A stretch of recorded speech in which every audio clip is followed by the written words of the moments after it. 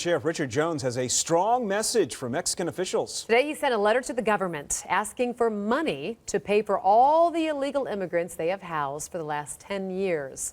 Fox 19's Brett Hoffman joins us now, and Brett, Jones says he's just looking out for the local taxpayers, right? Yeah, Trish, he says in the last 10 years, they've spent nearly $1 million housing criminal aliens in Butler County. Sheriff Jones is continually trying to push for stronger laws to prevent illegal immigration, but now he wants the country of Mexico to be responsible for its citizens.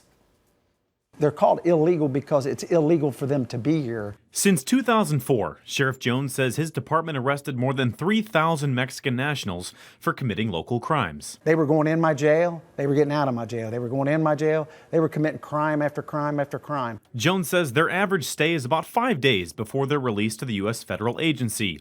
At a cost of $60 a day, Jones says that's a total of more than $900,000 for housing criminal aliens.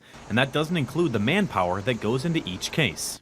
10% of my jail are the illegals that have committed crime here, and we do deportations all the time. But not everyone agrees with Jones sending this letter south of the border. I think that's way out of his jurisdiction. He had no right to do that, and I feel like that formed an opinion over there in Mexico about Americans.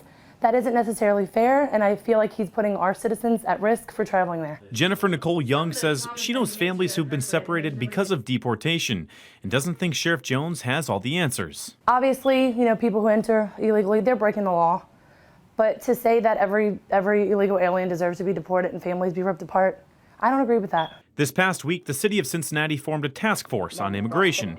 Cincinnati Mayor John Cranley says the goal is to make Cincinnati the most immigrant-friendly city in the nation. Besides bringing new ideas and fresh perspectives, they also preserve existing jobs, and they create new jobs and stabilize and strengthen our housing market. If he wants these people to come to his community, I encourage him to leave my community and come to his community. Sheriff Jones says it's time for our nation's leaders to come to a sensible compromise to protect America from illegal aliens, but welcome those who deserve to be here. I know lots of communities that don't want them, and those that do, they must have lots of money and resources. We do not. We're recovering, but it's by cuts, and there's no jobs. We don't need any more jobs taken away.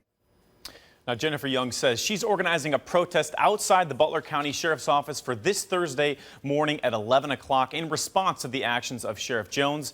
Jones, on the other hand, is standing behind this letter, citing the financial burden these illegal immigrants put on his community. Brett Hoffman, Fox 19 now. Brett, thanks. A new Associated Press poll finds 2/3 of Americans now say illegal immigration is a serious problem for the country, and that's up 14 points since May.